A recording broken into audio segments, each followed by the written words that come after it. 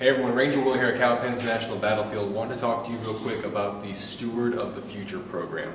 This past summer here at the park, we've had two high school interns, Wyatt Jennings and Margie Velasquez, working with us here at the park and doing some great research. What we've done with their findings, we've compiled these into a series of videos for you. We hope you enjoy them and come see us at Cowpens National Battlefield. Hey everyone, Ranger Will here at Cowpens National Battlefield. Wanted to do a little meet and greet video with our stewards of the future, Wyatt and Margie. So Wyatt, why don't you go ahead and tell us a little bit about yourself?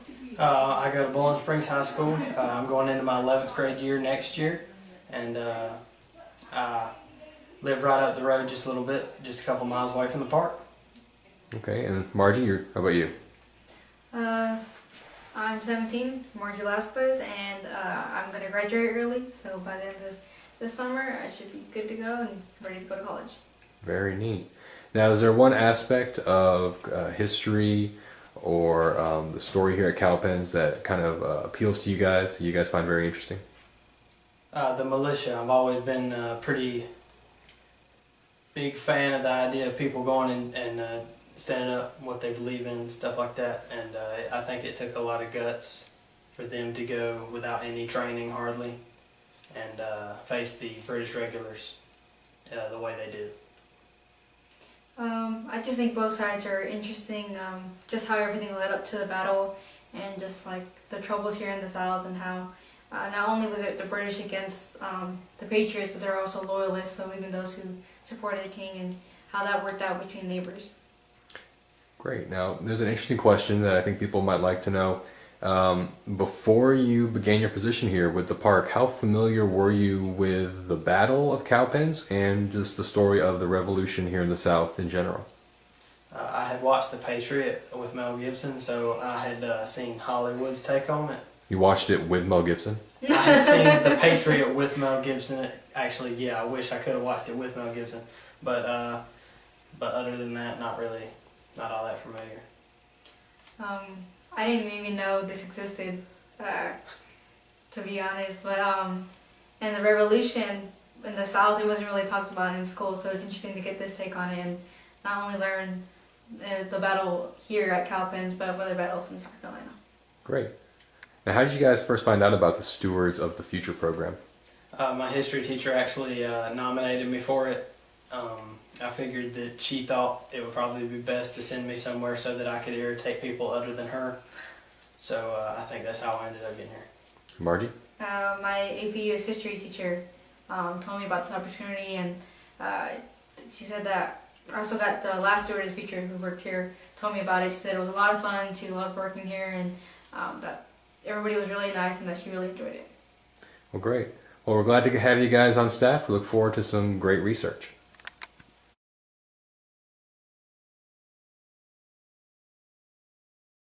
So talking again with our stewards of the future, Margie and Wyatt. Now, one of the topics they've covered this summer is the British Legion. Wyatt, why don't you tell us what is, or who is, the British Legion? Well, the British Legion, they were a group composed mainly of the Dragoons, and Banastre Tarleton was in charge over the Legion. They were distinguishable due to their green jackets as opposed to the red coats that the British normally wore. And are these the green jackets pictured here behind you in this painting? Right here, yes. There they are. Great. Now, Margie, these Legion guys, were they British subjects from England? Where were these guys recruited from? They are mainly from the north. They're Americans who are loyal to the king. That's why they call it loyalists. But they're mainly from New Jersey, Pennsylvania, and Delaware. Okay, very neat. Now, this Legion, Wyatt, you mentioned briefly their commander. Who was their commander? Banastre Tarleton. All right, and what can you tell us a little bit about Tarleton? Banastre Tarleton was born in 1754, so he was very young at the time when he took over control of the Legion. He was actually not very well liked due to how young he was, and he was very brash and confident in himself. Some saw him as extremely brutal and vicious during battle, when in reality he was pretty much no worse or better than anybody else.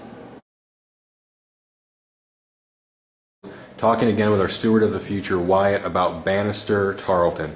Now, Wyatt, in a previous video, we discussed how he was born in 1754, and how Banastre took command of the British Legion when he was just 23 years old and served as their commander for the rest of the war. How did Tarleton first join the British military? Well, his mother paid for his first commission, and then after that, he worked his way all the way up to the ladder, and then to the point where he was lieutenant colonel by the time he got here to Cowpens. Now, before he joined the war, or I guess during as well, how would you describe kind of his personality, his conduct as an officer? He was extremely aggressive, extremely competitive, took place in several different sports while he was in college, like boxing. Very, very driven. That is part of what set him apart from his peers.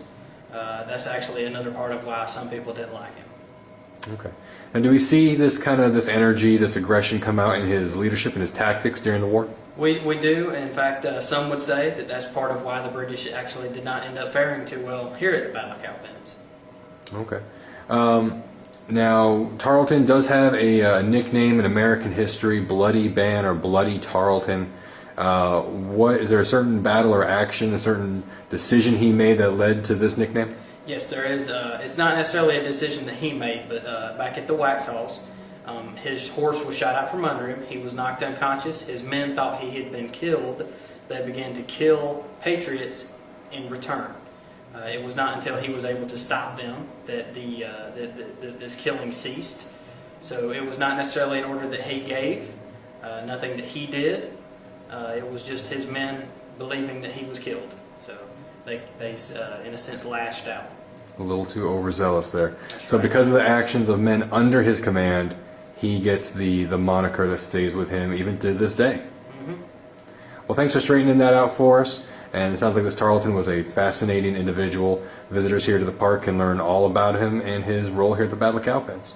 Thanks again for talking with us. Thank you.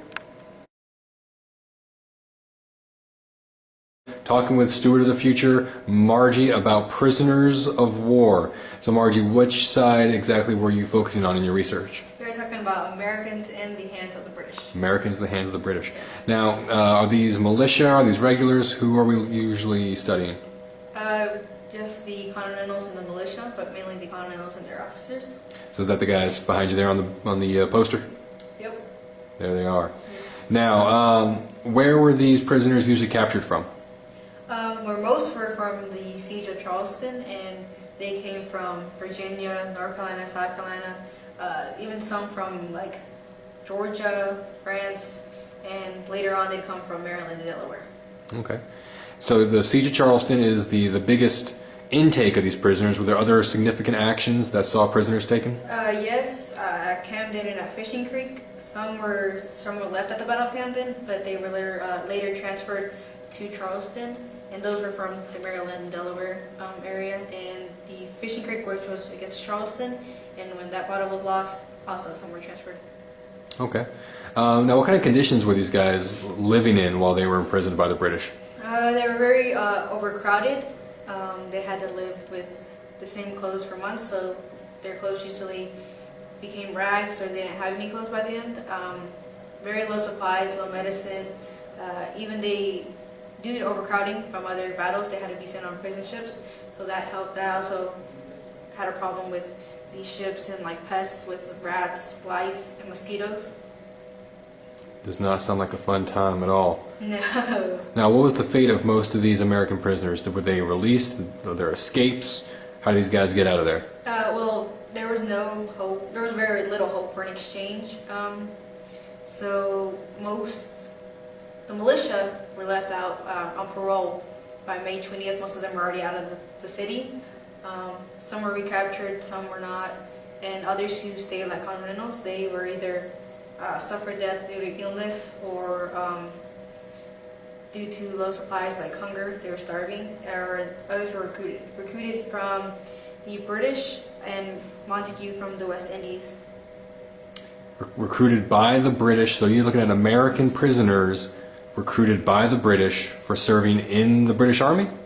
Yes, in the British Army, some would serve against their countrymen here in the colonies, some would serve in the West Indies against Spain, so they preferred that way they wouldn't have to fight against their own people. Makes sense. Either way, sounds like a bad deal for American prisoners. Thank you for talking with us about your research.